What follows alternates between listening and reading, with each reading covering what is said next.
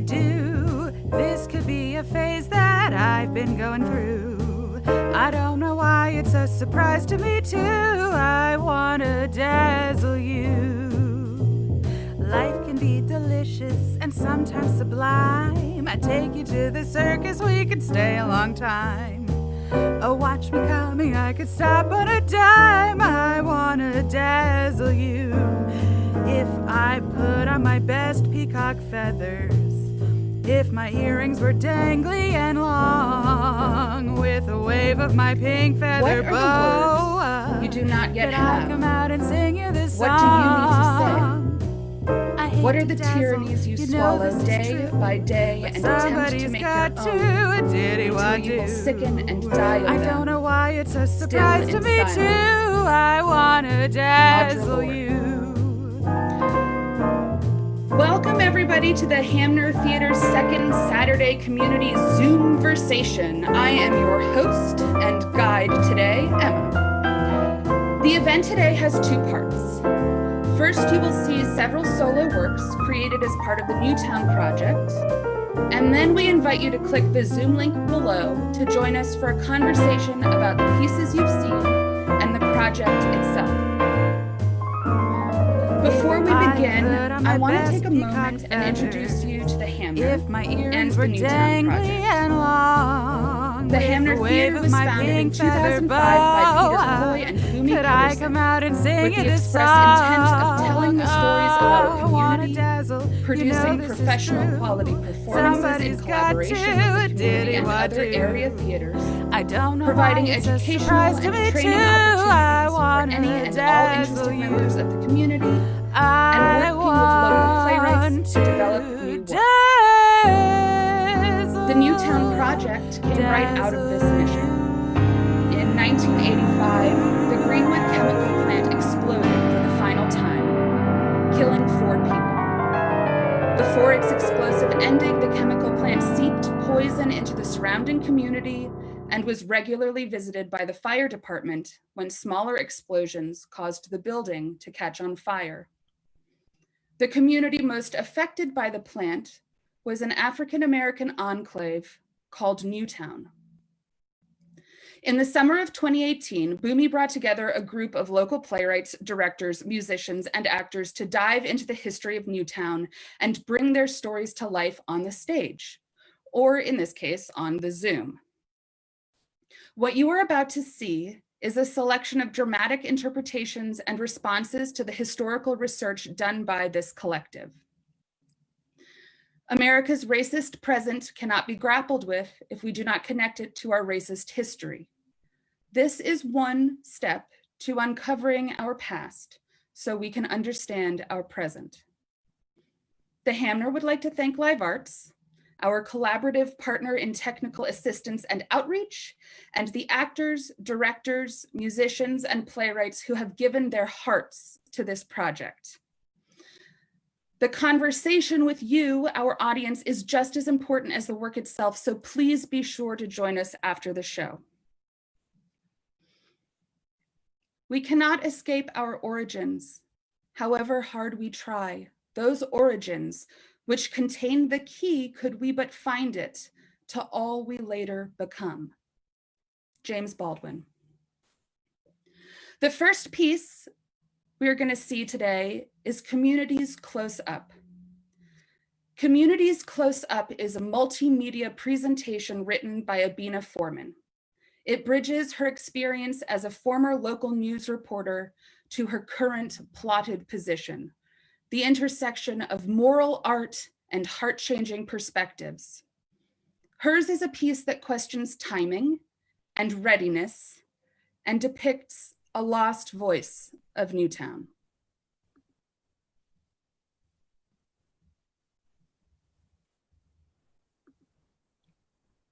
I was a TV news reporter covering Albemarle County, no less. I broke a lot of stories during my time in the late 90s. Oh, yeah, late 90s. I covered issues, Board of Supervisors meetings, even a rash of church burnings, African-American church burnings. So lots of stories over a pretty long period of time. And in all that time, I hadn't heard the story of the Greenwood chemical plant and the 1985 explosion that killed 4 men.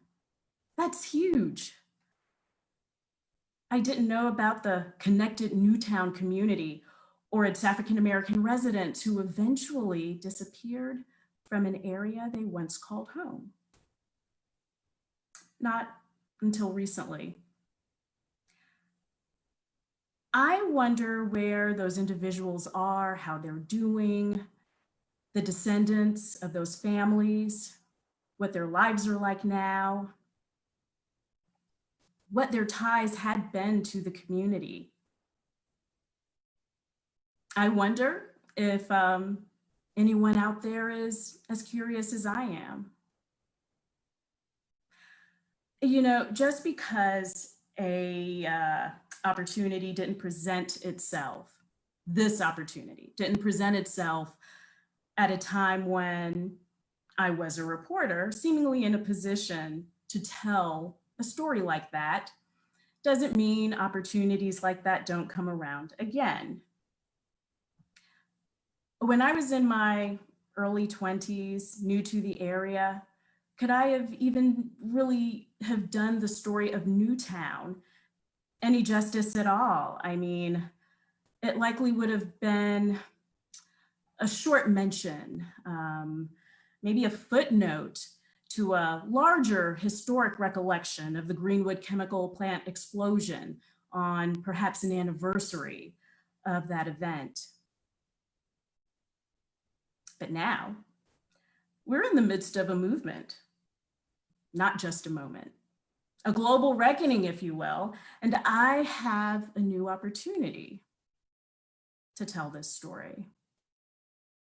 That young reporter in me never really left. She's still there. I just changed the medium, that's all. So the time is now. Yeah. The time is now. And I think the audience and the storyteller are ready to connect. And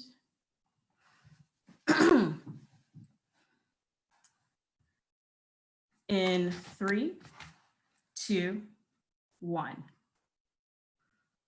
Today in part 1 of our series, we're going to look at things like redlining, gentrification, confiscation through eminent domain, not recognizing landowners' rights. These are some of the ways African Americans have been displaced from places they once called home.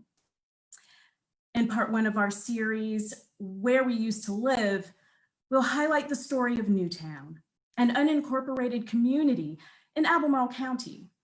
And we'll hear from one of its former residents, her memories, and what was lost when she had to leave.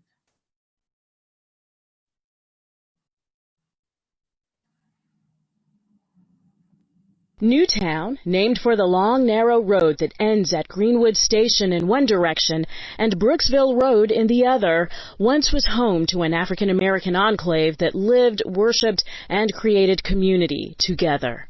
In 1985, an explosion at Greenwood Chemical that killed 4 of its employees rendered the area a toxic site. Gone is the house where Mary Johnson grew up. So too are the houses of her childhood friends and adopted family members. She recalls the times and the people who were part of her world in Newtown. I had my mama, my daddy. I had 2 sisters and a little brother, which we guarded him. We dared any girls come mess with our little brother.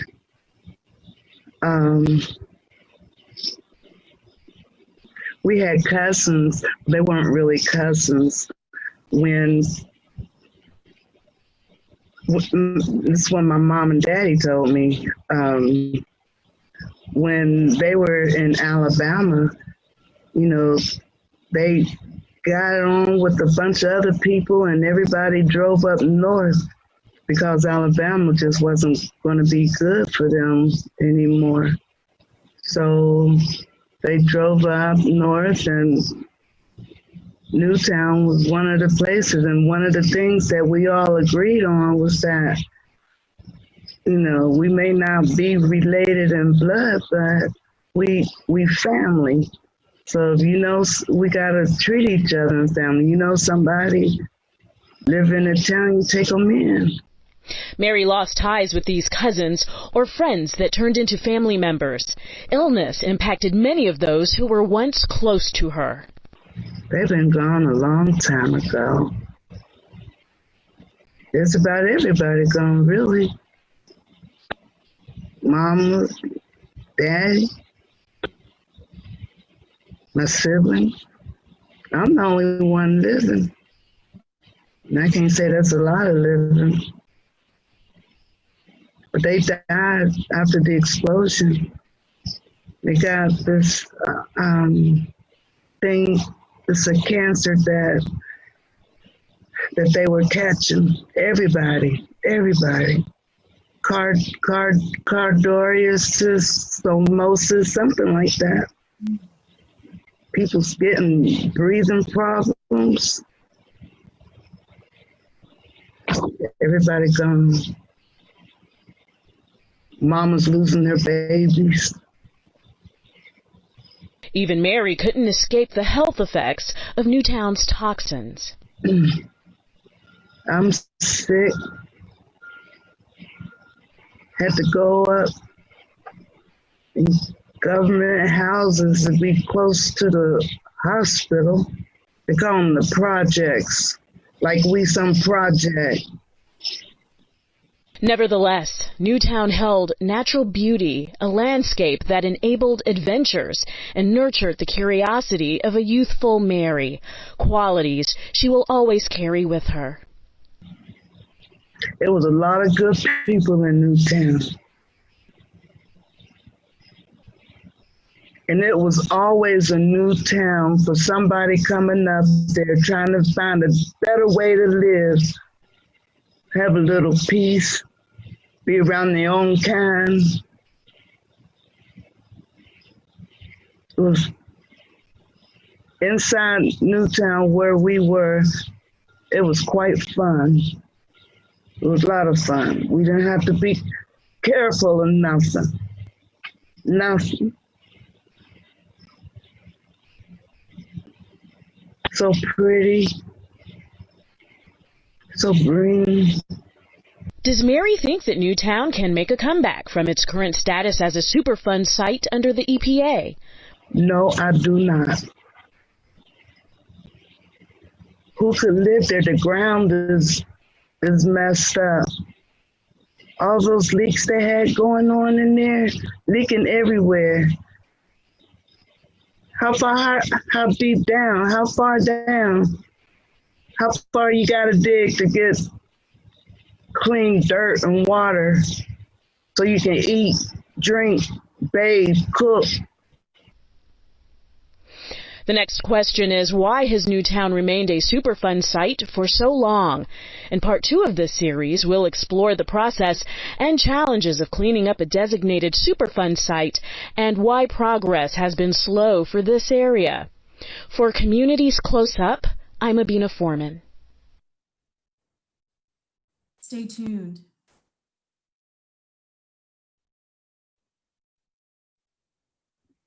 Thank you, Abina. Next, we have Me and Ezra and Junior, A Drunken Rant in 20 Minutes by Royal Cherie. Rockabye baby in the treetop. When the wind blows, the cradle will rock. When the bough breaks, the cradle will fall, and down will come baby, cradle and all. In 1985, Newtown, Virginia was destination for many during the Great Migration from the South that promised better opportunities and freedom. Unfortunately, it was nearly annihilated when Greenwood Chemical Plant finally had a major chemical explosion on March 18th, 1985. As a result of the explosion, workers died and women were losing their babies. Wind drifts, rain, falling ash, tainted colored water not only killed fish, livestock, and poisoned gardens, but women of Newtown and surrounding communities developed strange cancers, fatal respiratory diseases, and miscarriages, killing bloodlines. The setting. A woman sits in a room at a table with a mirror, a liquor bottle or a wine bottle, a glass. She's putting on makeup.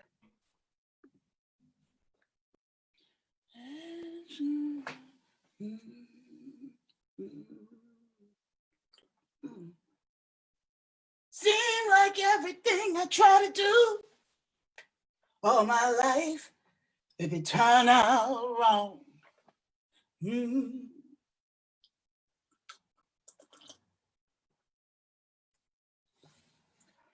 Mm, mm, mm. Whew.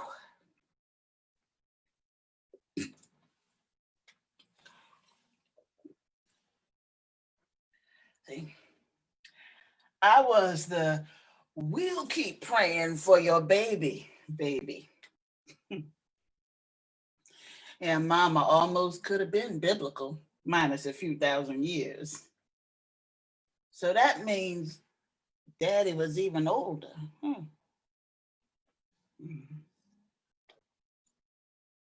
See now, daddy was born, or mama too for that matter, but they was born not too long after slavery, but just a little short of breaking habits of slavery. You know, his people were slavery, so he was slavery. So he got stories and memories and history, people, places and things and whatnot. He ain't trying to be slavery no more. But he never managed to cut out until he was finally able to hitch a ride in space on the Great Migration. Because he got things to do and places to go and people to meet. Black folks couldn't wait for the promise of the North. See, it seemed like whole cities were packing up, Mama and Daddy told me. And see how it could be biblical, right? Yeah, these folks took half a century plus 4 years, because tired of and dreams take a long time to die. Everybody was Harriet Tubman.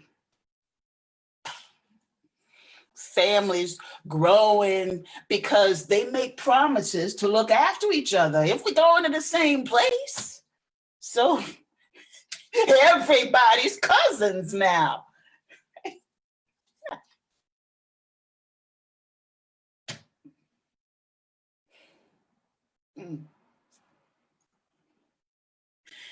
Ain't no harm. You want to take a little sip?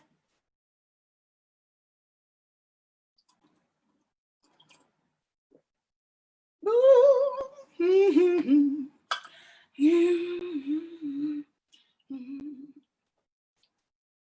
See, Mama said, if it's right, you'll know, because you don't have no second thoughts about it. Nah. Won't no second thoughts about me and Ezra. You know when you loved and when you're not. And I know that he know, I know, and we know.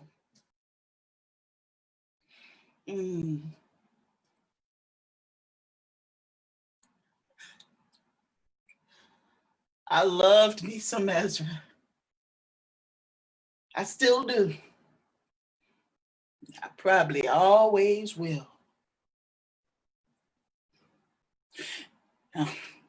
Mama always said it take a long time sometimes on a long road to find right. And that long road was taking us up north because Alabama ain't never been healthy for us. And we leaving out tomorrow. Now I asked him, but why, Daddy? I mean, why we gotta leave and where we going and when we coming back? We gonna go see a man about a dog. I knew something ain't right. But what about Ezra? Every single nerve I got is needling me all over from the inside out, just punching little holes that leak everything in the inside that only belong to me. But if we don't go, then somebody gonna end up dead or locked up for life, even if they didn't do it, whatever it is. Or sometimes waiting on that scheduled time when they gonna do it for you.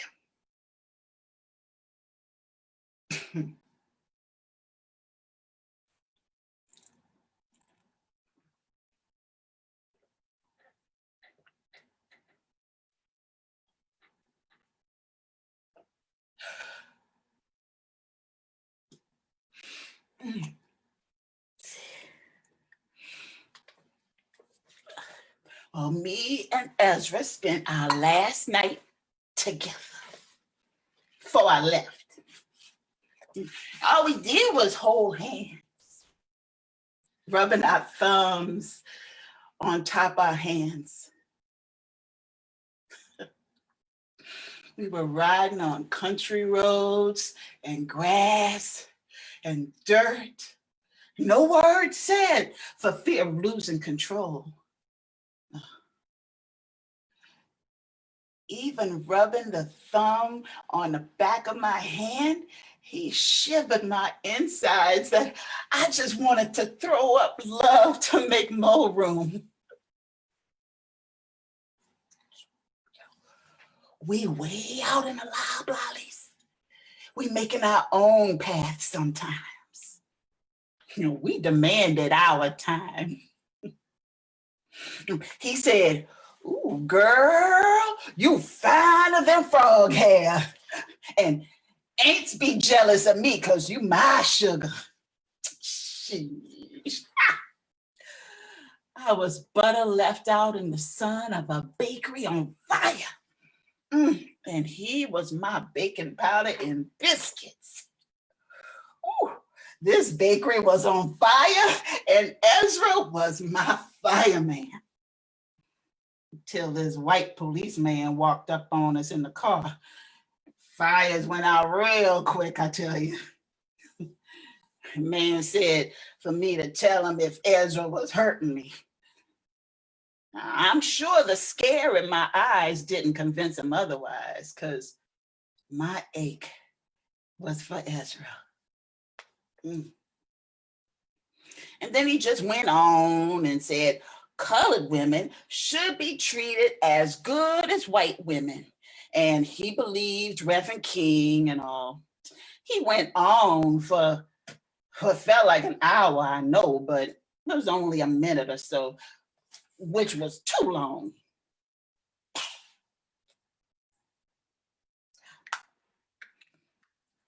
No, it ain't many of his kind left. Now, ain't that the beautiful thing? I'm still not sure the scare left my eyes, because they should have looked relieved. Because I really was. I mean, I was hot and mad at the same time, but relieved. I mean, that's just too much going on right there. You know, I'm just saying, that's just too much. I think he saw my eyes. I mean, he ain't have to yell at us to finish up or nothing and get on our way. No, right there. We just finished up and we got out of there. We heard him saying something about Romeo or something. I don't know, but we left.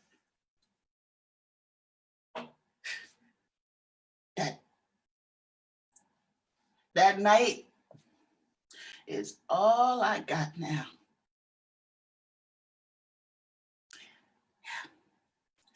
And that was the last time I saw the policeman and Ezra.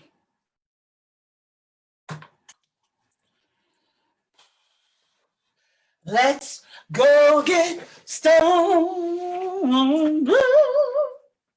Let's go get stoned.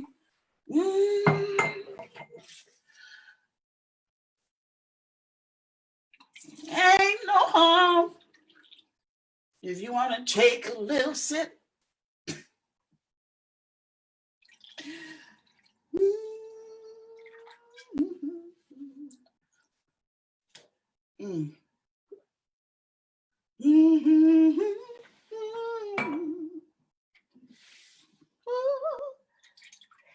Let's go get some.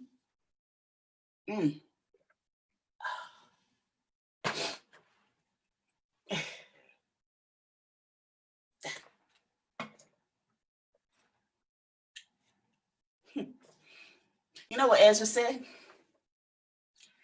Ezra said, he gonna find me no matter where we go, and we gonna get married, with or without their blessings. I believe it was gonna be with. Because they knew him, and they trusted him. Shoot. Ezra told Mama he wanted us to have a whole lot of little me's running around. Well, I told him, if he wanted a whole lot of little hymns running around, this place was only room enough for me, one of me.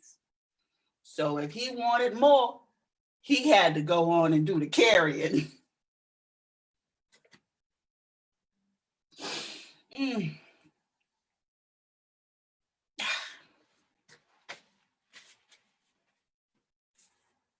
So it took us a couple of days, well, more than a couple of days, but it took us a while of stopping and stuff. And we found the cousins here until we could find a place our own somewhere.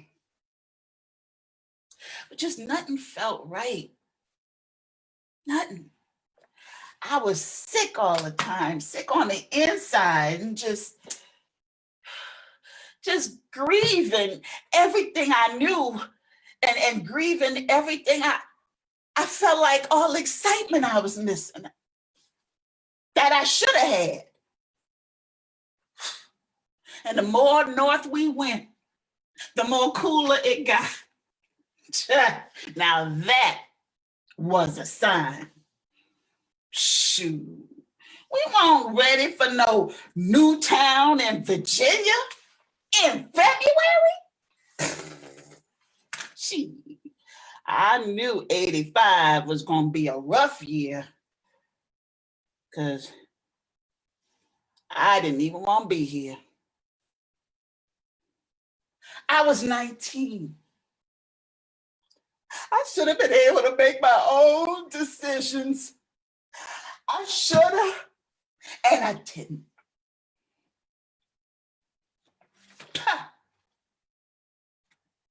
Seemed like everything I tried to do all my life be torn out wrong.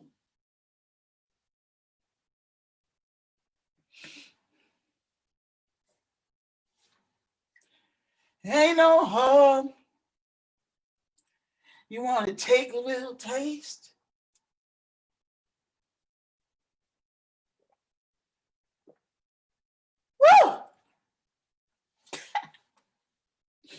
Woo! Let's go get stoned.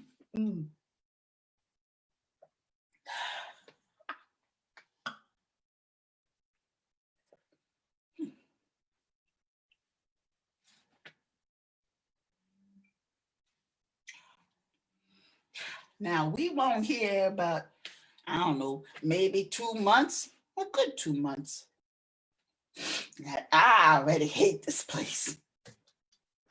I hate my life.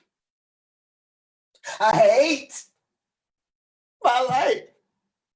You know, this place make me sick. And my mom and daddy make me sick. Ezra making me sick. Everything making me sick. And it's like all the time, you know, all the time and shit. Shit. It was in the air. It was in the air because nothing I ate tasted right and stayed down. I don't think this place liked me being here. Shoo. And won't no love lost either. Huh. Ain't that the beautiful truth? You know, Mama was the one told me I was pregnant about 5 or 6 months. Oh, was it weeks? I don't even remember. But that's what was making me sick. See, I couldn't tell what her face was trying to tell me, but then I just wanted to throw up some more to make room for more aching love.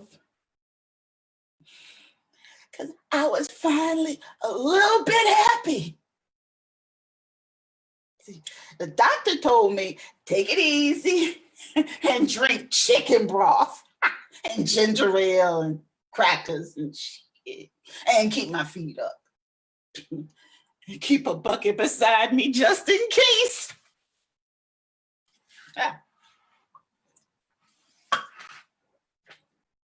I just wasn't feeling good no more.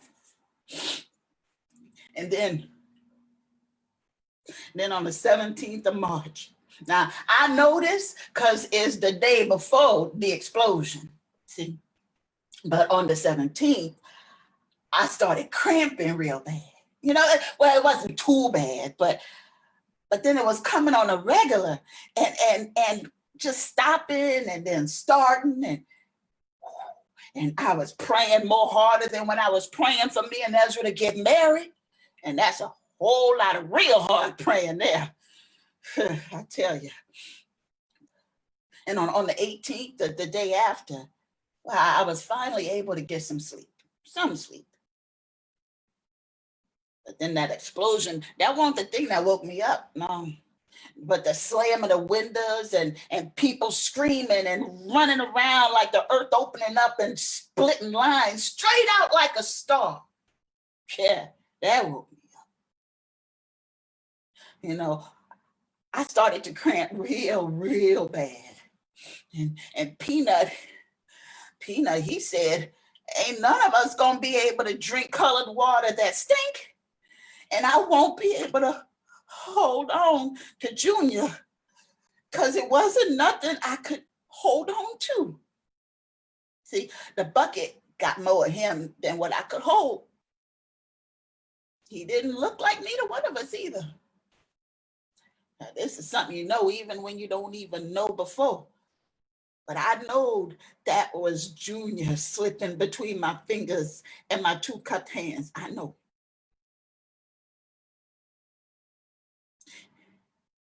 So that night with Ezra is all I got now.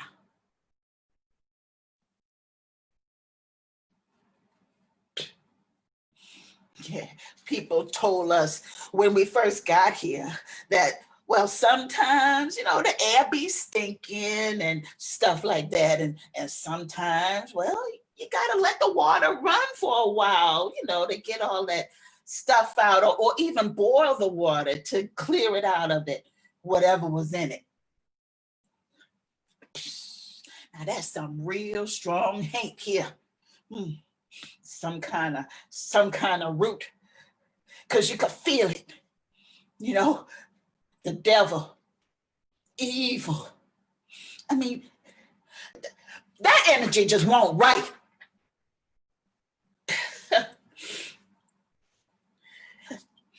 Cloudy on a sunny day, and it was just hanging all over us, and then flying off whichever way the wind took it.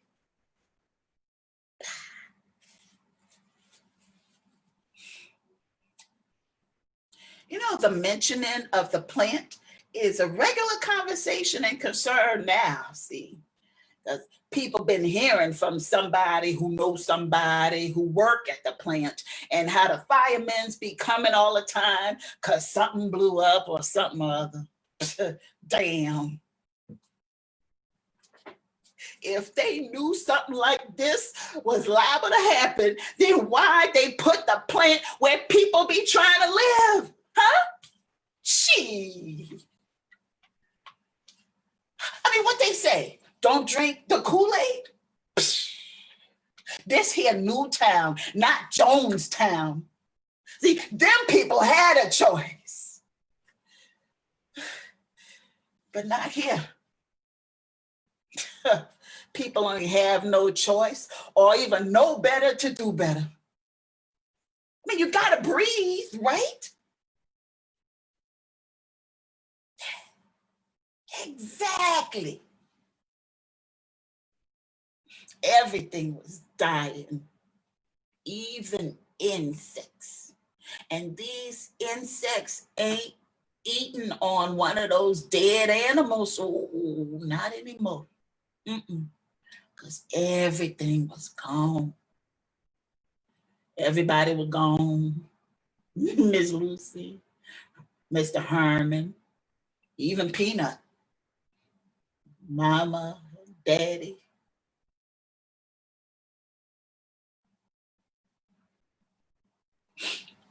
I had a chance to tell them I love them. Most all of them died from that colored people's cancer, that cardamom, scarmaduce, whatever. Just most of them was breathing the air. That's how they got it. Huh. Even if it came through the cracks on the floor or around the windowsill. I mean, it's just like whole families hurting to leave the South, while folks here was dying in herds. And I'm sick with all kinds of sickness in me, but I ain't dead. Oh, hell, I had to live to remember all this shit.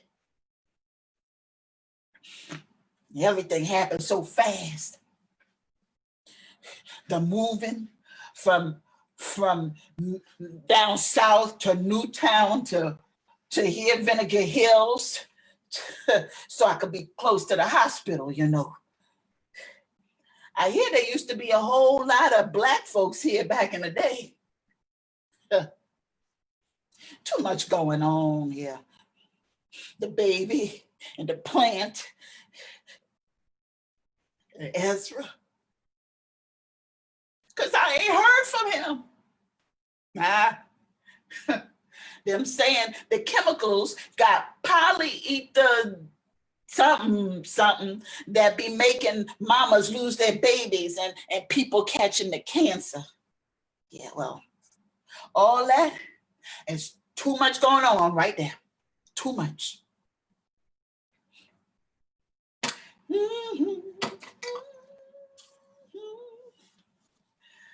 Ain't no harm. You want to take a little sip? Huh.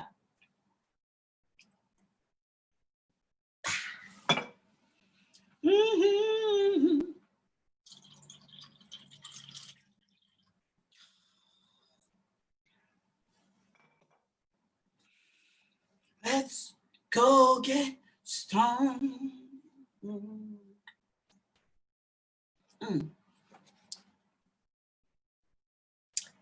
I got word on why I had no word from Ezra. See, it turned out that when he found out I was gonna have his baby, he set out to come by hook or by crook. Well, the crook won't that policeman out in the loud lollies, no, but the regular ones we know. On March 18, 1985, they was out coon hunting and hunt him down like an animal. Shot him in the leg and took him to one of their farms and had a hanging party. See, ain't nearly as many magnolias up here. But I don't need to know how many years it's been. But I always know March 18th. See, I'm trying to keep my finer than frog hair's good looks. So I get made up, dressed up, and drunked up. For me, and for Ezra, and for Junior.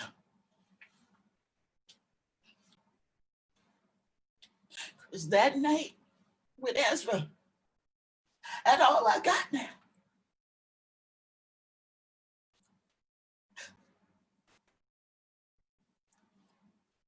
Seemed like everything I try to do all my life, it be torn out wrong.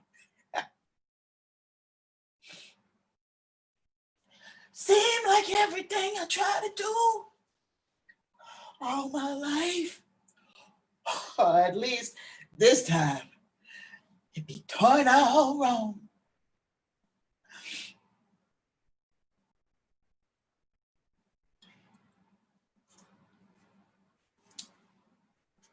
Ain't no harm. You want to take a little taste?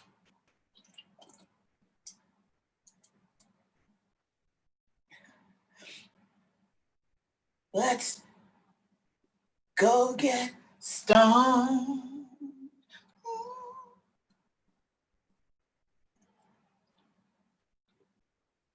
Let's go get stoned.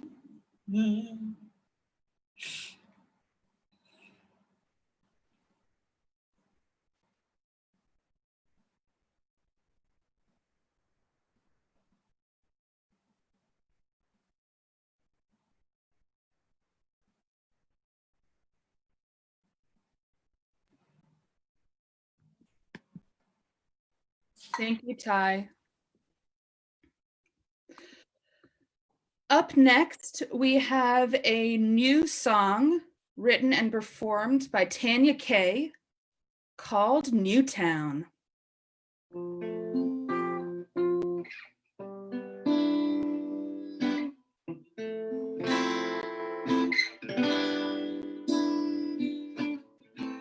Newtown, take a look around. Everything in Newtown's all shut down. No, nobody's hanging out in this town. Newtown, a new town full of freed slaves who worked the fields at Mirador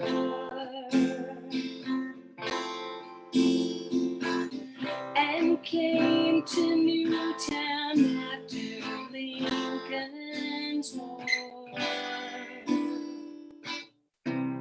Newtown was a new town long ago. Now I wanna know how people live their lives then. won't you tell me if you know the burning Newtown? The burning Newtown, they keep burning Newtown. Newtown's burning. Newtown. Once 300 souls, in 1972 they cut the new road. They bought the land away for nickels on the dollar. Newtown,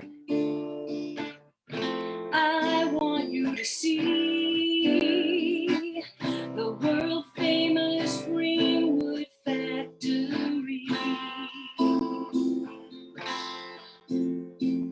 And 85 folks burned alive in a chemical explosion.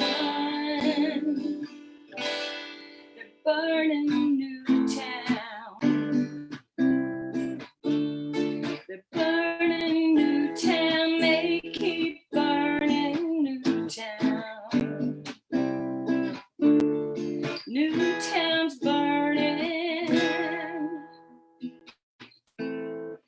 Newtown. Take a look around.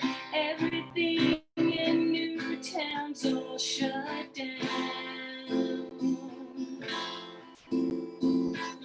No, no, no, nobody's hanging out in this town.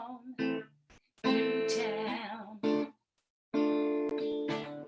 Tell me if you know who built Newtown and where they go. And did they know about the poison in the water?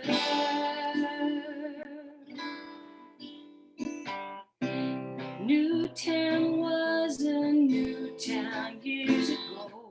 Now I wanna know how people lived and died there. Won't you tell me if you know the burning Newtown? The burning Newtown, they keep burning Newtown down. Newtown's burning.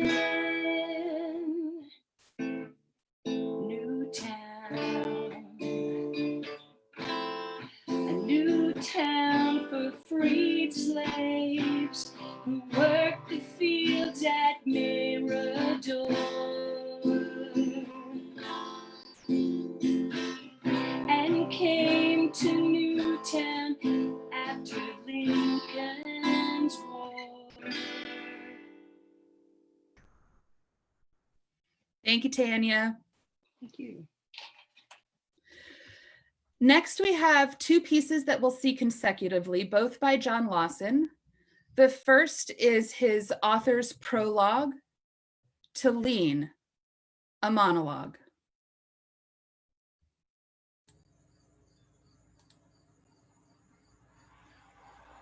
The monologue you're about to see is the product of a mind shaped by racism. I was born in apartheid Virginia in 1949. I was lucky. Unlike many of my contemporaries, my parents never believed in white supremacy. We all accepted the equality of human beings before the law and in the eyes of God. But the pervasive racism in our environment couldn't help but rub off.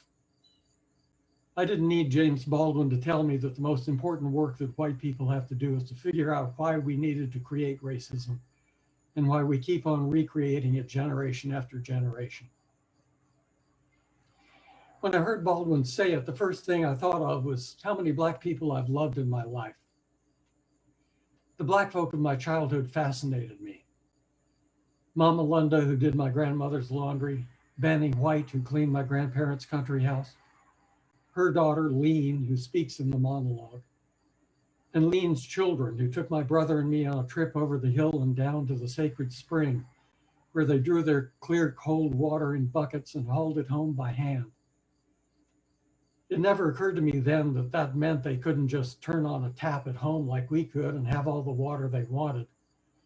That to take a bath, they'd have to carry enough buckets sloshing over that hill to have fill a tub and then heat all that water on the wood stove. I have no idea what my parents and grandparents paid these people. It couldn't have been much. Yet somehow we felt they were part of the family. My mother often quoted Mama Lunda's daughter Parthenia's verse about wanting to be buried with a bowl of creases in one hand and a string of chitlins in the other, and I'll eat my way to the promised land. My great aunt spoke of the black man Odell who tended her house as if his sayings were those of an ancient sage. Her devotion to him was so palpable that I half imagined that he and she were lovers. When my grandmother's maid retired, she went into government housing and we'd visit her there, take her little gifts, much as if she was an aunt or cousin. And they always spoke pleasantly to us and laughed along with us, displayed interest in our lives, and seemed to appreciate our gestures, the little bonuses and turkeys and canned goods and secondhand clothes we'd bestow at Thanksgiving and Christmas. I realized over the decades that we didn't know them at all. Of course, they would thank us and speak pleasantly, coming from their position of need in a world where water fountains and restrooms still prominently displayed signs saying colored only. A world where Lewis Clark and his wife and 11 children lived in a 2-room cinder block house inside of my grandparents' colonnaded country mansion. A world where my grandfather, handing Lewis Clark his pay for some odd job, said, "Lewis, why do you spend that money to buy your kids some shoes instead of drinking it all up?" And Lewis replied, "Oh, Dr. Vinson, when I was drunk, I was out of this world." A world so oppressive that black people were intimidated and loved enough in our toxic way that they learned to drink themselves and pray themselves and work themselves into acquiescence or exhaustion. Above all, to keep their mouths shut, at least in our presence. So my love for the black people of that time, though deeply felt, is love for a phantasm, for a creation of the white imagination that bears little resemblance to the real lives of those real people. Lives that it hurts me to look back on, realizing that I have no way of accessing what they really went through. I can only imagine. And when my imagining of them, my desire to reach them and to honor them runs strong, as it often does, that desire is always thwarted by their silence, by that invisible wall they threw up between themselves and me in the face of an oppression I didn't begin to understand that I, even I who loved them so, embodied as I bantered with them. I've fought against racism all my life, but I've also tolerated it, both in those around me and in my own racially tinged perceptions and thoughts, the heritage of my environment. Racism is a condition in which some things are simply invisible, even when they're right in front of your face. So the struggle continues for me and for American society as a whole to open our eyes. My participation in this project is part of that struggle to see the realities that escaped me and continue to escape us. As part of that effort to heal, I've done my best in the monologue that follows and in many other scenes to give voice to the people I thought I knew and loved. In that sense, my Black characters are profoundly authentic as I have the power to make them. But they are authentic only to my view of them, not to the actual people whose sufferings and struggles across the centuries I've tried to represent and to honor. In the final analysis, this can only be my voice, not theirs, despite my deepest desire to bridge that gap, for I have never truly known them. And now to Lean's monologue, portrayed by the incomparable playwright and actor, Royal Shiree. I'd also like to thank Royal, Boomy, Emma, and Tyra for helping me to develop these pieces. A bare stage. At rise, lean, an elderly Black woman is facing away from the audience toward a suggestion of the gentle roll of mountains in the distance. After a few moments, Lean notices the audience's presence and turns.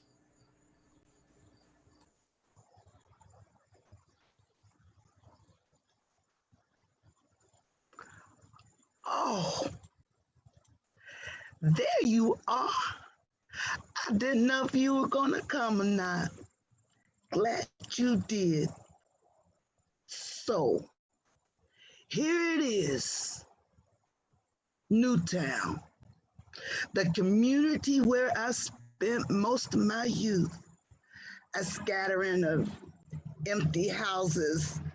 Well, before we moved here, my family wandered from place to place, one tenement sharecropper shack to the next, wherever my parents could find work.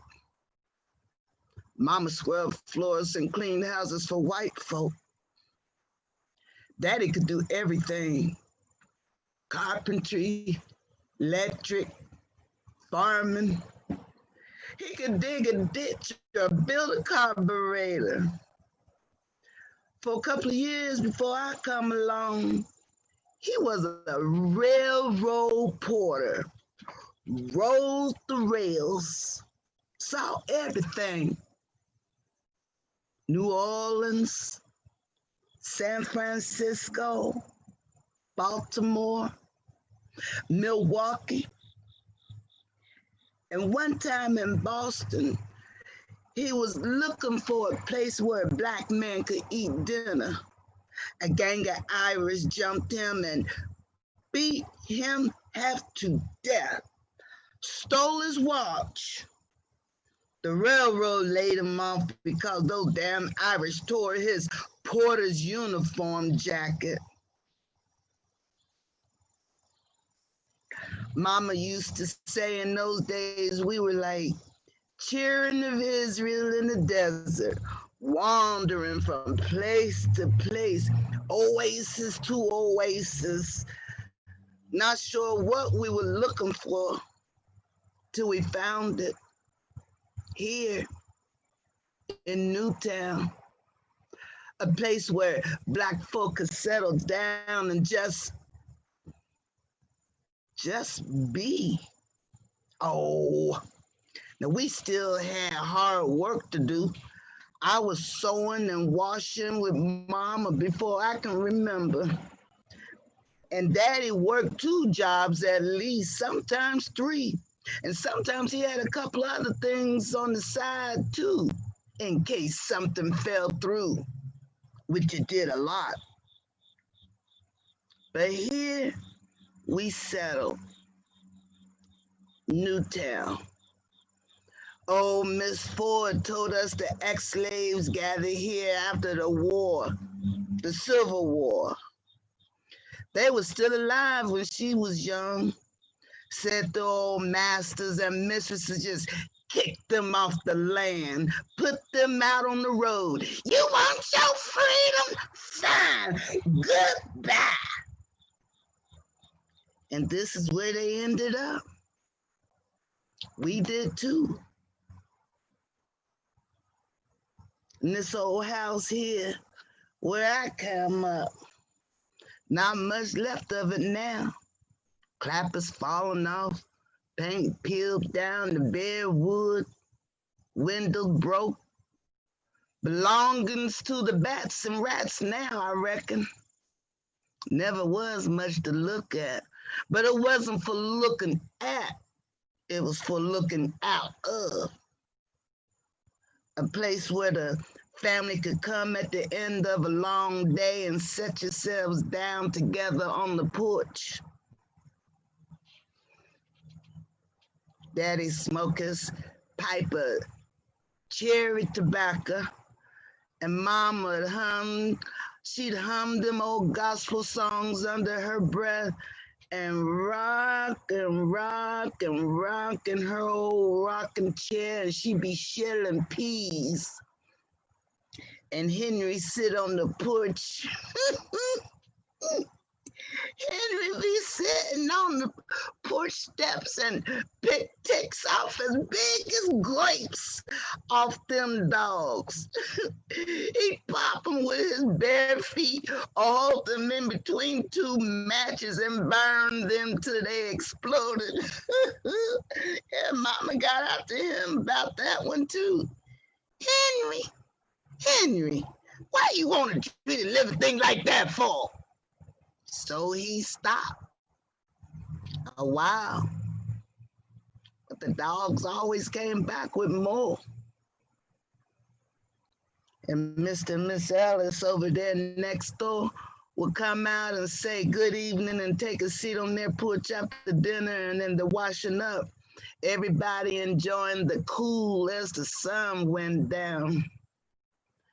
And somewhere down the way, you could hear Terrell Ford might strike up one of them long, lonesome tunes on his harmonica.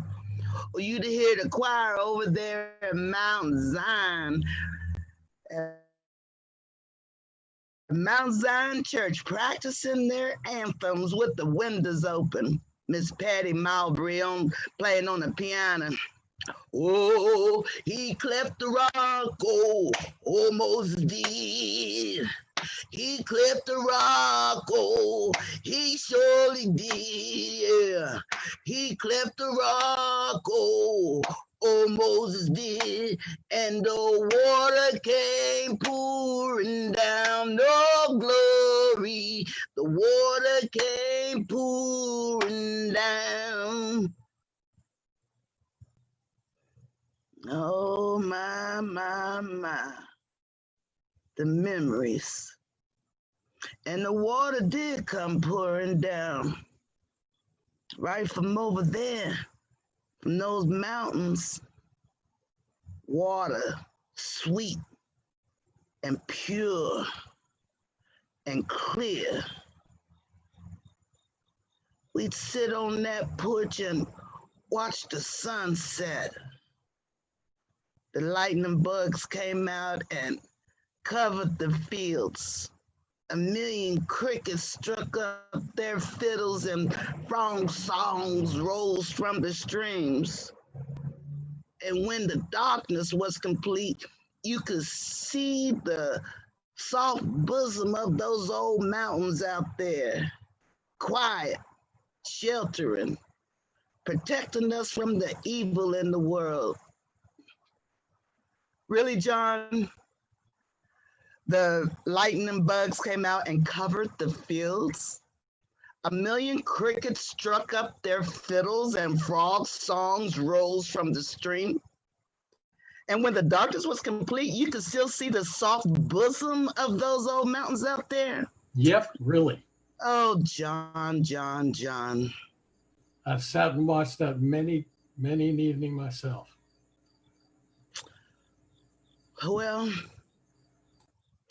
Well, they was protecting and sheltering us from all the evil in the world. Or so we thought. But the evil came and broke us all apart and put us few survivors on the road again to wander.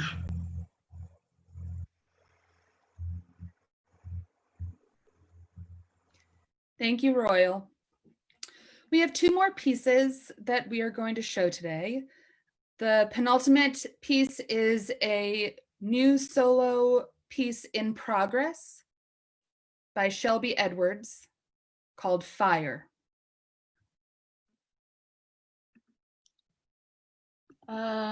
Greenwood Fire Plant. Yeah, the place that caught on fire in Crozet, Virginia. Yeah, I'm doing personal research. For personal reasons. Yeah, you can call back in 5. 5 years old. I'm on a field trip all by myself. I'm gonna learn about fires I know about fires from Smokey the Bear and Flicker the Flame, and I know I'm not scared. And I know how to escape a fire if anything happens. And I know if anything happens that my mommy is outside waiting for me. Hi, mommy! Because she is a chaperone on this trip. And on this trip, we are learning how to escape fires. Stop, drop, and roll. Stop, drop, and roll. Up the stairs we go. Stop, drop, and roll. Stop, drop, and roll. And we are here.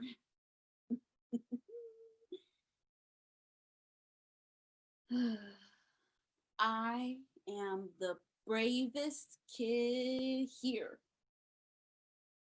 I know how to stop, drop, and roll. Stop, drop, and roll. Teacher? Teacher, I have an answer. Oh, please. Oh, please call on me. Yes. Shelby, I see your hand, but we aren't taking questions right now. Thank you. In a few minutes, I'm going to go downstairs and pull a lever. The lever will make the smoke alarm come on, but it's not real. And then smoke will fill the room. Again, not real. So wait, only when the lights come on can you exit. All right?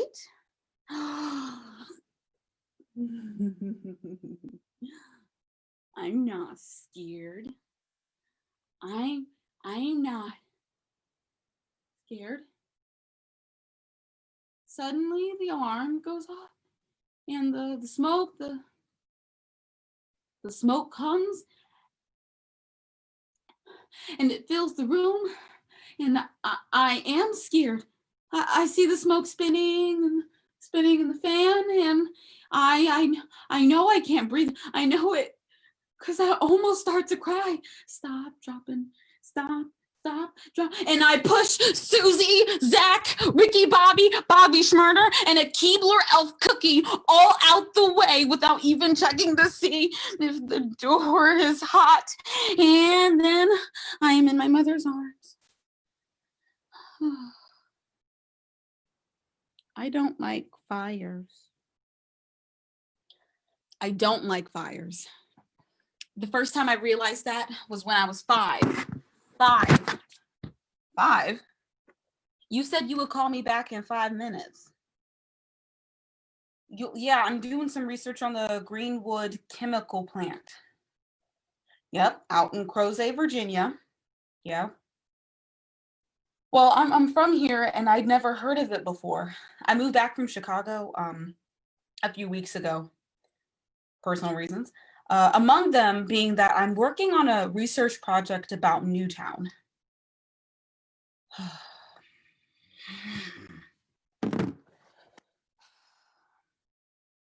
miss my apartment. Let me show you my apartment. My apartment is my pride and joy. The most pride and joy I'd ever taken with 500 square feet. I am in my first apartment in Chicago all by myself. It's great. Just lonely. Just a fan spinning. And I'm on my laptop watching TV because I don't have like a TV. When I start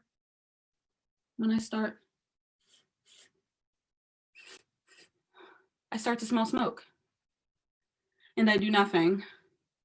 Because I don't know if y'all know this, but after like the fake fire incident when I was 5, I had nightmares for weeks, okay? And where I thought I would see smoke spinning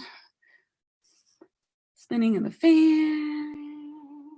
Y'all, I must be like tripping because I think I see smoke. Oh, no. Oh, please.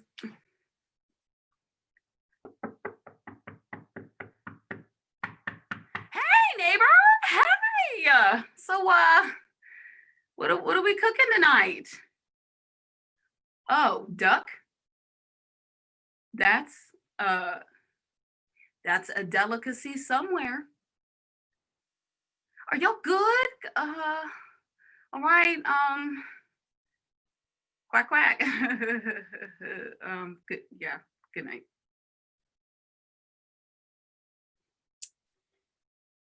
They're cooking ducks. Cooking ducks. So anyway, did y'all hear that? The alarm is going off. Oh no. Hold on for just like one more second. Are y'all sure that y'all all right? They're not worried. But when the lack of worry starts to enter my apartment, I grab everything. I grab my blanket, my birth certificate, my teddy bear. I've written this essay before. I know everything I'm gonna take with me when things catch on fire. I grab juice, cereal, and then I book it out. Luckily, I live on the second floor. Actually, that's not really luck. I never really got over the fire thing. The second floor was quite intentional. But then I realized I forgot something that belonged to my mom. And when she isn't outside waiting for me, I realize I need to go back and get it. Get it? Get it?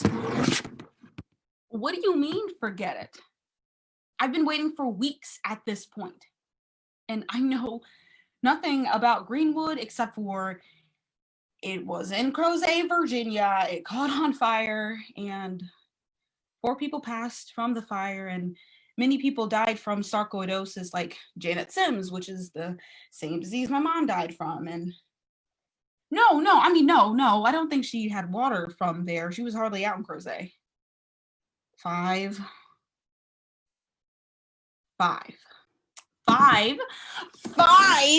At 5 years old, I'm on a field trip all by myself.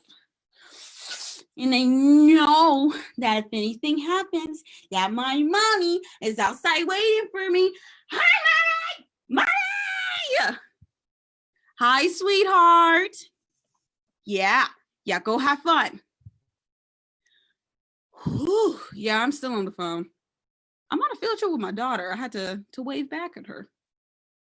Well, she's on this field trip they're learning about, like fires or something. Yeah, wait. Sorry, let me call you back.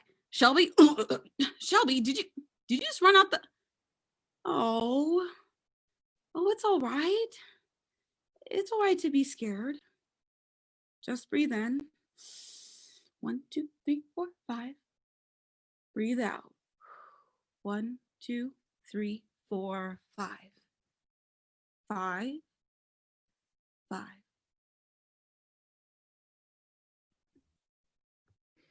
Thank you, Shelby.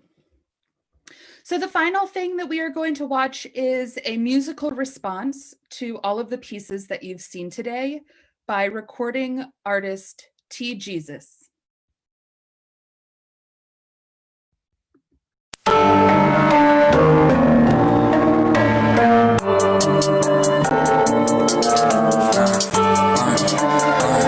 Charismatic. They burning it down, burn. We keep burning it up, they keep burning it down, burn. They burning it down, burn. Told them members they turn, but they turning them down. They burning it down, burn. We keep building it up, they keep burning it down. They burning it down. Told them it was they turn, but they turning them down. Now tell me what happened in Newtown. It's a problem that's still in a few towns. It's a problem when people got no love. Yeah, the blacker was hotter than blowed up. At the funeral, nobody showed up, cause the ones that survived was towed up. Hard to beg them and plead when they won't budge. Gave them freedom, they killed them in cold blood. Thinking life couldn't get harder, then they poison the food in the water. People losing their sons and daughters. Innocent, but they kill them regardless. Politicians were wicked and heartless. Teacher hating, they filling with darkness. Pray they got it, they changed their ways, but I feel it's the same today. They burning it up, they keep burning it down. Burn. They burning it down, they burning it down. Burn. Told them it was they turning them down. They burning it down, they burning it down. Burn. We keep burning it up, they keep burning it down. Burn. They burning it down, they burning it down. Burn. Told them it was they turn, but they turning them down. Close my eyes, I can see the flames. I see a lot that they need to change. Social division, it seems insane. Knowing that everyone bleed the same. Taught to believe they don't breathe the same. Tripping to think they don't need the same. Basic necessities, sending the deputies up to go burn up the preacher, man. This is the recipe, feel like they testing me. Don't make me head to the seashore, man. Ain't this the way it's supposed to be? I can't trust nobody close to me. The heat from the fire be roasting me. Call it the land of the free, but ain't nobody free, cause it's ain't what it chose to be. They burning it down, they burning it down. Burn. They keep burning them up, they keep burning them down. Burn. They burn them down, they burn it down. Burn. We keep building it up, they keep burning it down. They burning it down, they burning it down. Burn. They keep building it up, they keep burning it down. Burn. They burning it down, they burning it down. I told them it was they turn, but they turning them down.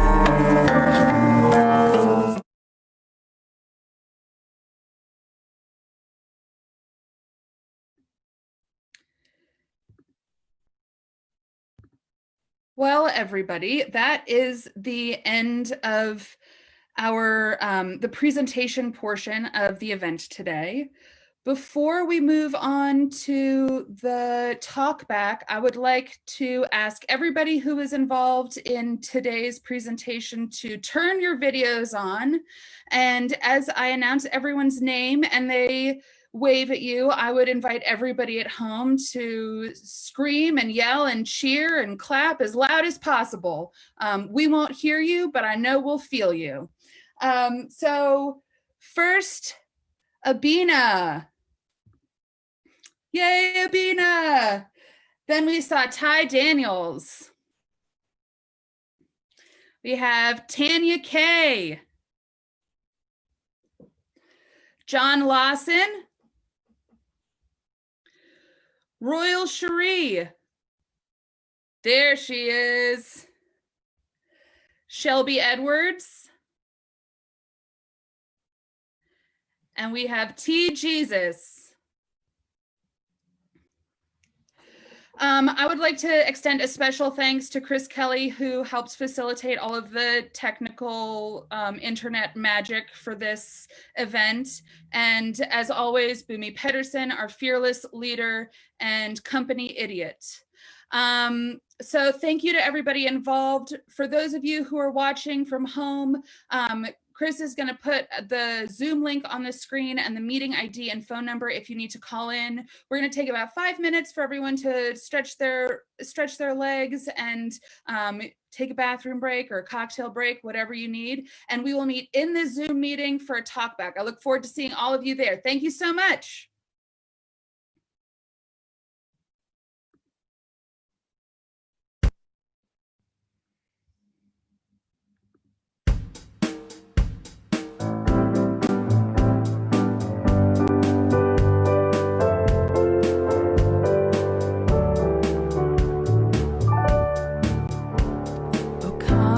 Inside my garden, I have roses for your hair. It's the only gift you'll take, love. Is it more than I can bear? I can see you hesitate, love, though you linger by my gate. Come here inside my garden, I will give you fruit to eat. I know you'll have to go, but you can't hide yourself from love. Oh, come here inside my garden. I have roses for your hair. It's the only gift you'll take, love. Is it more than I can bear?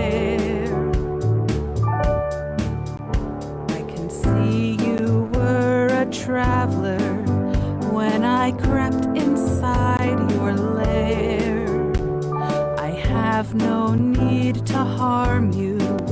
Come inside, love, if you dare. I can see you hesitate, love, though you linger by my gate. Come here inside my garden, I will give you fruit to eat. I know you'll have to go, but you can't hide yourself from love. Oh, come here inside my garden, I have roses for your hair. It's the only gift you'll take, love. Is it more than I can bear? I can see you hesitate, love, though you linger by my gates. Come here inside my garden, I will give you fruit to eat. I could see you were a traveler when I crept inside your lair. I have no need to harm you. Come inside, love, if you dare. I know you'll have to go, but you can't close your eyes to love. Oh, come here inside my garden, I have roses for your hair. It's the only gift you'll take, love. Is it more than I can bear?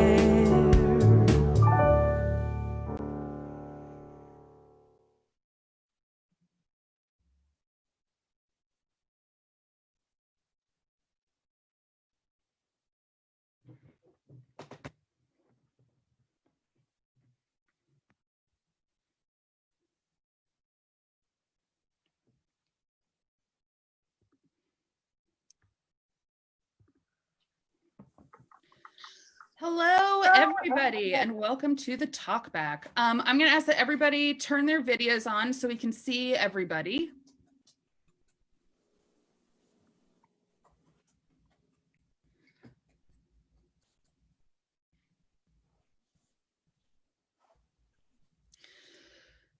So the way that we're going to do this, just for the Zoom convenience, is if everybody can go to the place at the bottom of the screen that says participants. If you click on that, there will be a place where you can raise your hand. You sort of hover over your name and, or at the, oh, more, where is it? Hold on. Can everybody see the hand raising situation? Okay, so what we're gonna do. It's at the bottom of the list. It says invite, mute me, and raise hand. Yep. So thank you. So what you're gonna do is I'm gonna start the talk back with just some general questions to sort of set everything off, but really this should be a conversation that we all have together, but to make sure that everybody has a chance to speak and we maintain some sort of order, just go ahead and raise your hand if you have something that you'd like to say, and we'll go in some sort of order. And I think between me and Boomy, we'll figure out what's happening, I think. So to begin, I just want everybody to take a moment and reflect on all of the pieces that we saw today. And I just want you all to reflect on how you're feeling after that. A lot of times we get stuck in our heads in these talkbacks. So I want to just start with how you're all feeling.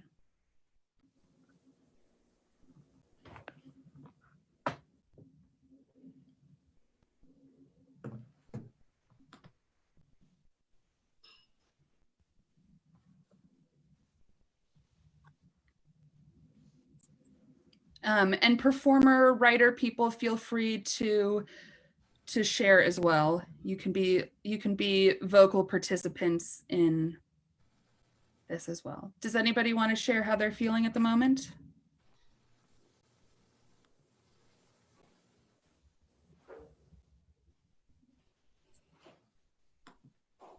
I will. Great. I am feeling grateful and drained and sort of astonished at what you all brought to this, and really, really appreciative. So thank you.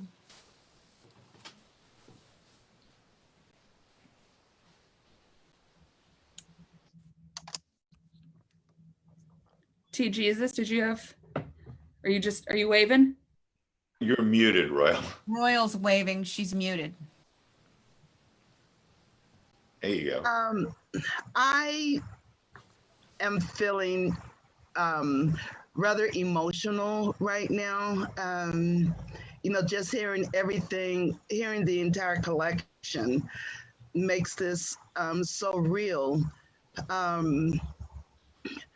And I feel very, very honored to be a part of this.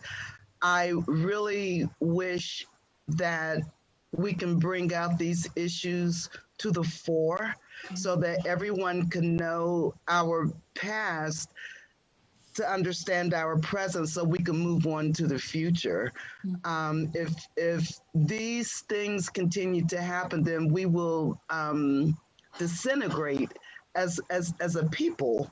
So I'm just really, really, I got my feels going on.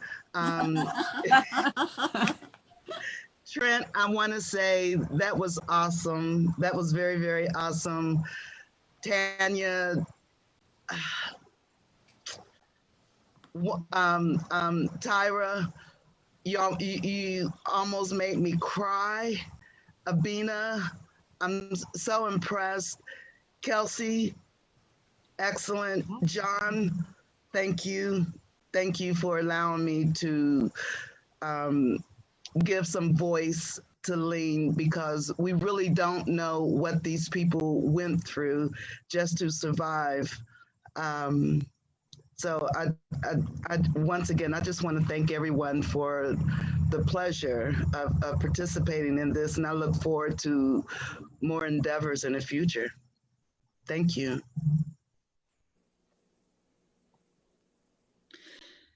Thank you. So for audience people, what struck you after watching all of those pieces together? What themes, what ideas jumped out at you as something you might hold on to?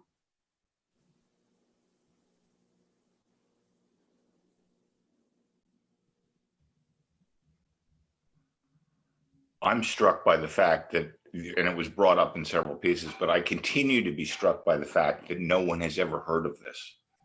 And by no one, I mean me. Obviously, people have heard of it, but even when I moved to Charlottesville after what happened in 1985, you would hear about various things that happened in Charlottesville's history, and happened particularly to the African-American community and the destruction of neighborhoods and everything. I had never heard anything about this, that this existed, that the fire had happened, that it had impacted a whole community. Story never surfaced in any of my experiences of being in Charlottesville and talking to people in Charlottesville. So it's just the theme that struck me through a lot of these pieces was invisibility, was just what you don't see that's right in front of your face, or potentially right in front of your face, that's just invisible. And this was and continues to be largely invisible. This piece that you all worked on, and you all did a wonderful job, thank you, is all I know about Newtown.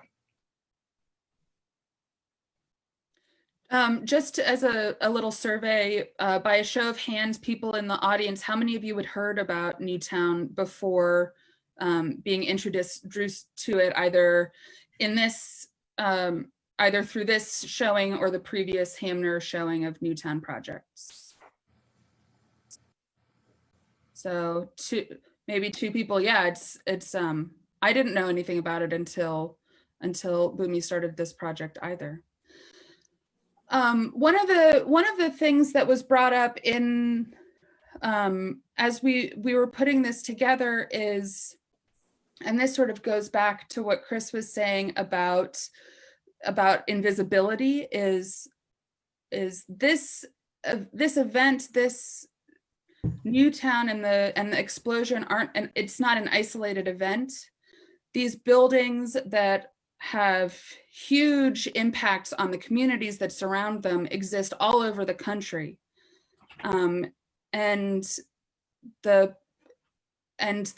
think one of the things that came up that is about sort of the space, like the neighborhoods, the location that these buildings are constructed in, and how and who are the people who are affected. And so does anybody have any thoughts on sort of how this piece reflects the space and how location specific these buildings are, these chemical explosions?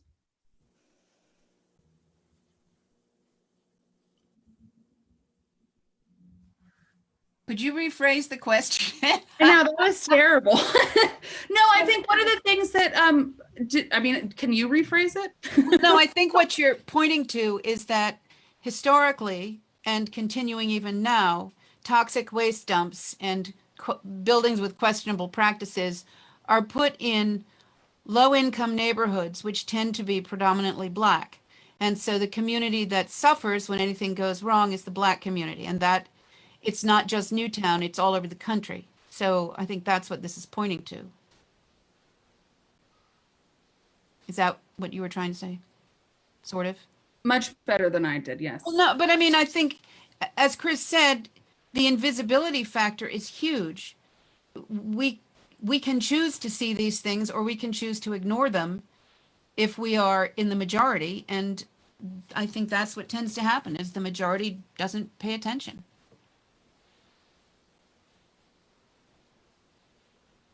Royal. So a couple of people, two people, raised their hands about knowing about Newtown and Greenwood. I would like to hear what they know and how did they find out about it, and what is their experience with it. Clover, I'm going to out you as a journalist. I will answer, but I have to comment that what I'm feeling is frustration because the audio was non-existent and I couldn't hear a thing on any of the plays. So I watched them. I watched what I considered looked like great acting. I couldn't hear a word. So Clover, I couldn't hear anything. I can send you a recording. Okay. Did anybody else have this problem? I'm No. on my iPad, just like I am now, no audio. I tried everything. I went to settings, Anyway, so it was frustrating. Did anybody else have this problem No. that was watching it? No answer. Anyway, the way I heard about it, the way it's weird. It's very weird because my iPad's working great now. I heard about it because one of our writers at the Crozet Gazette did a big article on it about a year ago. And that was the first I had heard about it. Yeah. And it's in the Crozet Gazette. If you search on Greenwood, she did a really nice article on it. Heidi Brown, I think is her name. That's the only reason I knew. I didn't know about it at the time, even though I lived in the area. Can I tell you how I heard about it? Mm-hmm. Yes, please, John. Years ago. Right now I live in the city of Charlottesville, but my family and I lived in Greenwood for about, I don't know, 10, almost 12 years, I think, while my kids were in elementary school and then went to high school. But the first time I heard about it was when we were looking for some place to move in. And the realtor said, but don't worry, when you dig a well here or your well here, it'll be fine. I said, well, why wouldn't it be? Oh, and then the story came out about chemical, the plant and how the groundwater had been made toxic in many areas. So they assured me that, oh yeah, you can get your water tested, but this is what happened. So the context of that was, don't worry, you as a potential purchaser are okay. But I had to go find out more. I used to walk up that long road because I lived on Brooksville. Mm-hmm. And as you know, one end is Brooksville, and then you go up, and when you get way up, you get to Newtown. And we occasionally just walk up there, but it wasn't, even back then, early 90s, wasn't much there. Just not much left. There's not much to tell you if you're just looking around what happened there. So that's why I thank you, all you folks, for both the artistic energy you brought here today, but also just filling in some background in a place that I spent a number of years and knew the basic story behind, but not the kind of human element that you brought to it. Mm. So I think I was the other person that raised my hand. I am from this area, and I grew up right down the road in Greenwood. And then my mom and I moved around a lot in the area and lived on several farms in the area. And I've known about Newtown all my life. Since I was born. I didn't, know much about it or didn't have much interaction with anyone from there, or at least knowingly. And I do remember I guess I would have been just out of high school for a few years when the explosion happened. I do remember reading about it or hearing about it, but other than that, its long-term effects, no, pretty much buried.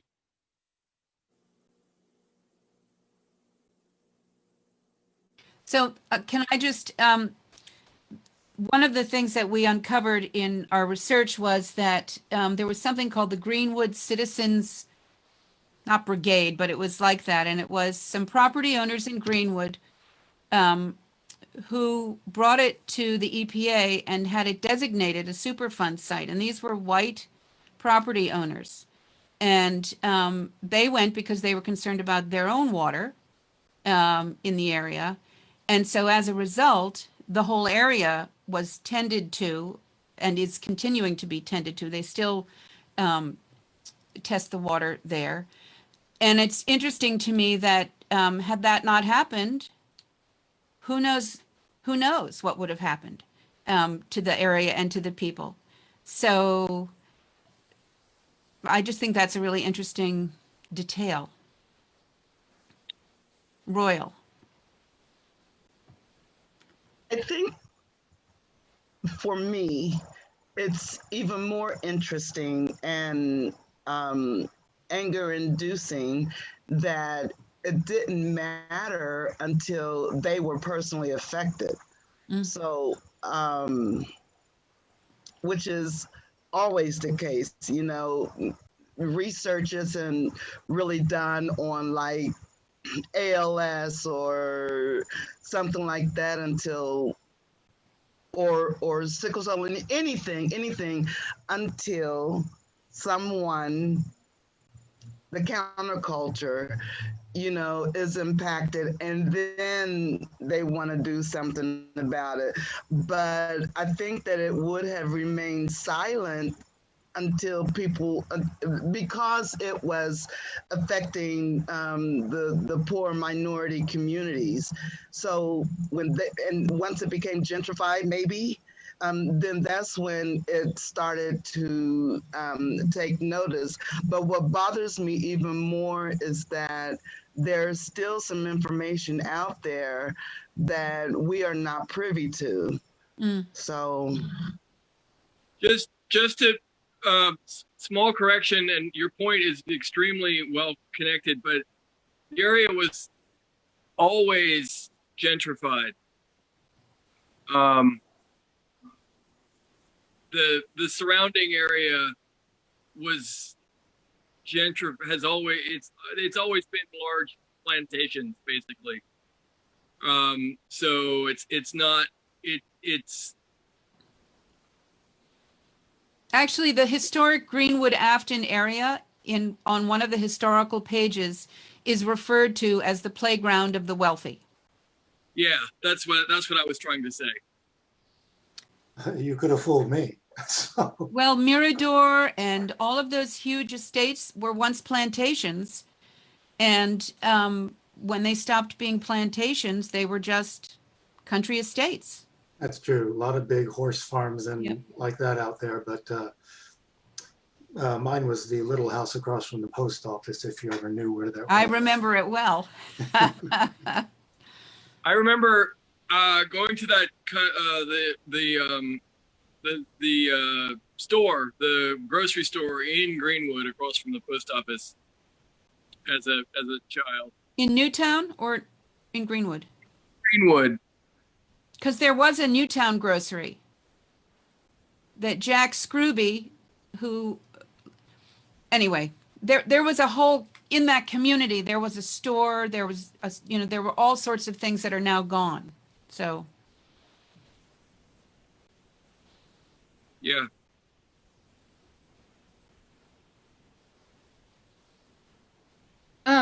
Does Daniel, go for it. Yeah, I was wondering, in what sense is there a definable Newtown, like in the present day? Is there still a community there? Or how has it blended in with the surrounding areas over time? What's the situation? I'll take a stab at that. So, do you know the area at all? Do you know where, what is that winery? Pollock. Pollock. What is it? Pollock. Pollock Winery. Have you ever been to Pollock Winery? Okay. So if you were to go, how about Child's Peach Orchard? Surely your parents took you to Child's Peach Orchard when you were a kid. If you go into Crozet and then you go out of Crozet, but you go the back way and sort of parallel 250, but behind 250, you come to an intersection where there's a post office. That's the Greenwood Post Office. And if you take the right, you go along Greenwood Station Road, which has an incredibly sharp hairpin turn back on itself. And that road is Newtown Road, and it goes up on a ridge. And you go past a bunch of buildings. If you look down, there are houses.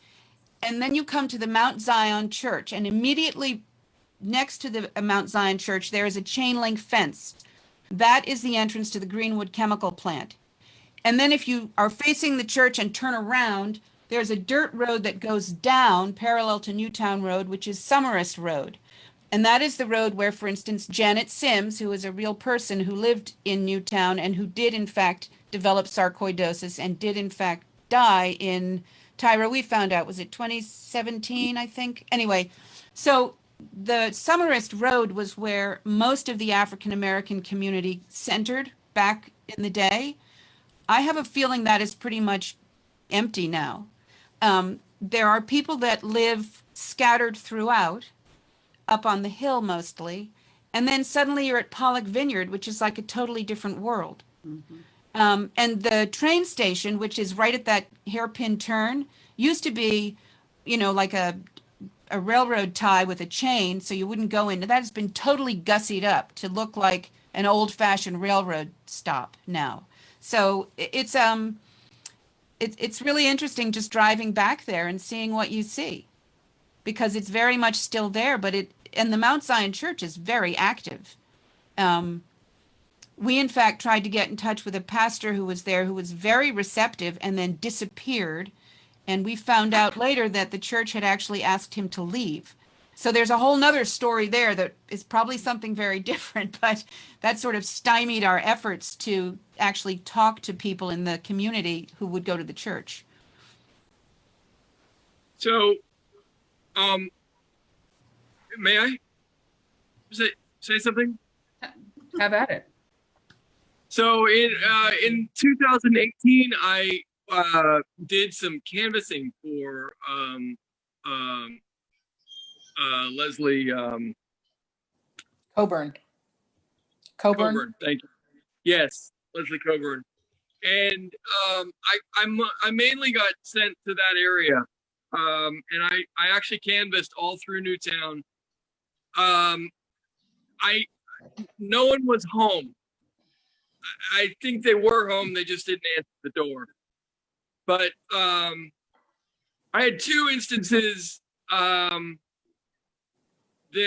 so down the hill from Newtown on I don't know the name of the road. It parallels 250. It's right down at the bottom of below Pollock Vineyards. Brooksville? But, Brooksville. Thank you. Brooksville. John lived on Brooksville. Yeah. Yes, the road John lived on. So right along that road, there's several developments, quote unquote, that are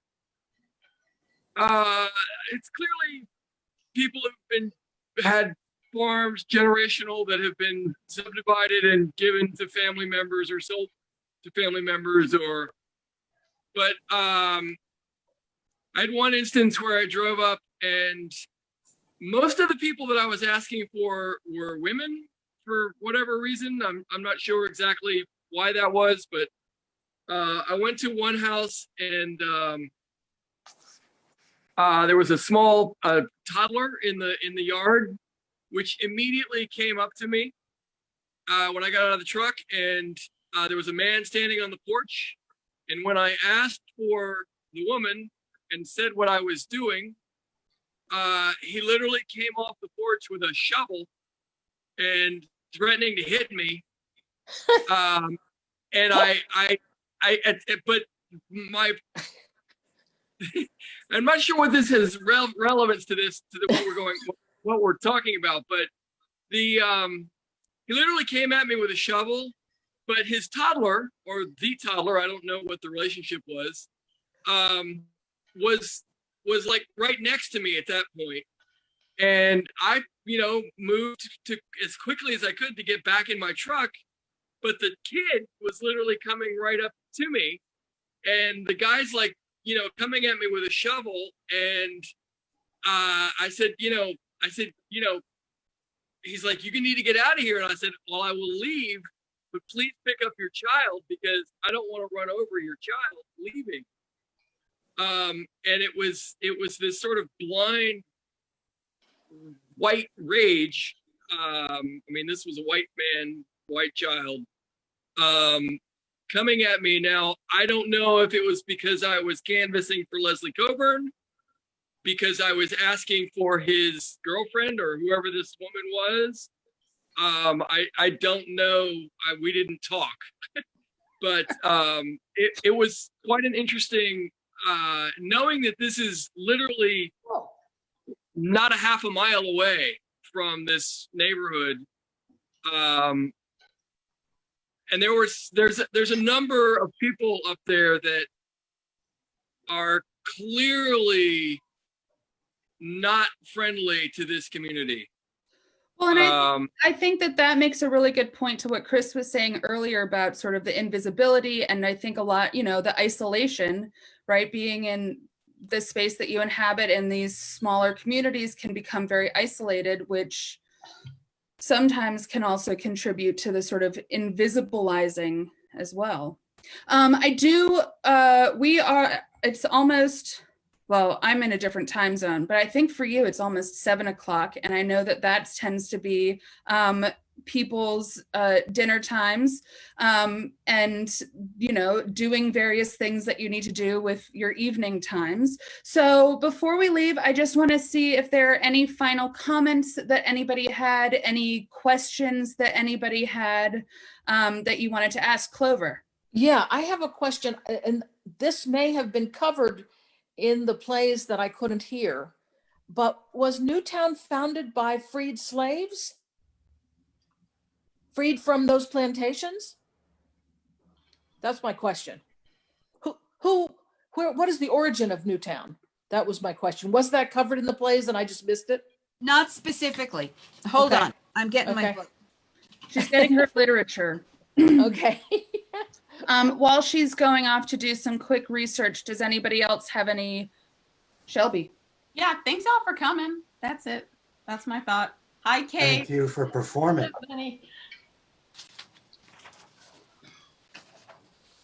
Final thoughts, Hi, comments? John. Well, hi, everybody, because I know most of y'all. But hi, friends. I miss you so much. Boom's back.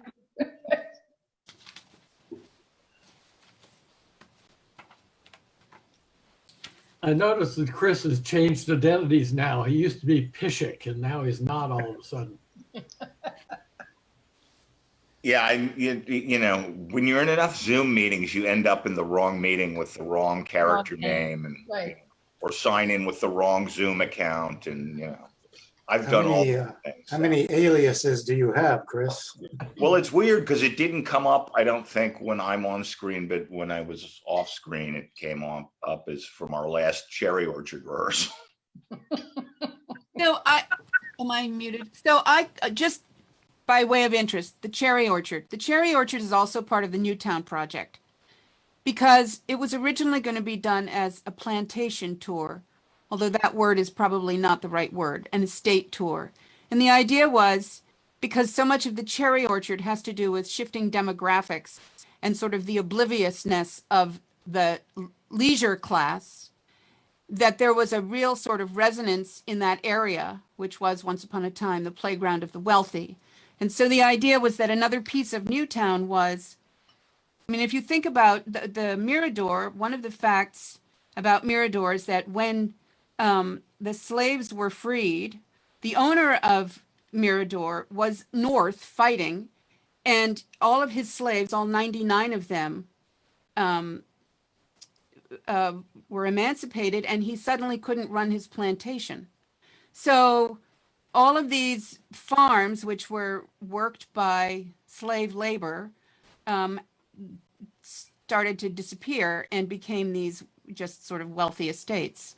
And that's like, I know that Jack Scrooby, who is this amazing 95-year-old woman who lives in Waynesboro, whose son still works their farm over in Greenwood.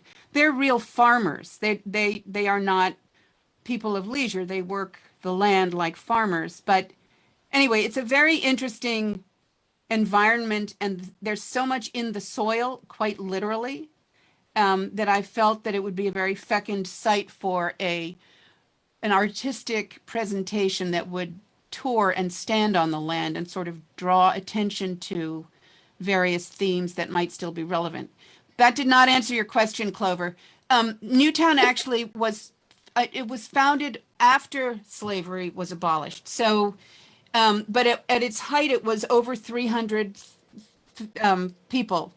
And the other thing that really had an impact, which Tanya alluded to in her song, was 64.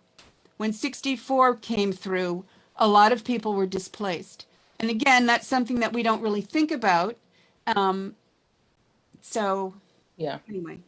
Okay. And I will get you a recording of this so that you can actually hear it. Thanks. I'd appreciate that. It looked great. It was. I do want to mention one thing before we go. We're going to put the recording of this on the Hamner website. And we've also started a GoFundMe for this project and for various Hamner projects. One of the big barriers to getting these stories out is oftentimes money. So if you liked what you saw, if you want to support the project, we'd love for you to donate. If you can't donate, please share it and share the video, share the GoFundMe, and spread it around, because that's how this story is going to get out. All of you who are here. And thank you all so much. Give yourselves a lovely round of applause. Thank you so much to the actors. It was really wonderful. And stay tuned to the next installment of the Newtown Projects and the pieces that all of these wonderful people are working on. Thank you. Thank you so much for coming. Thanks, everybody. Night all. Good night. Night.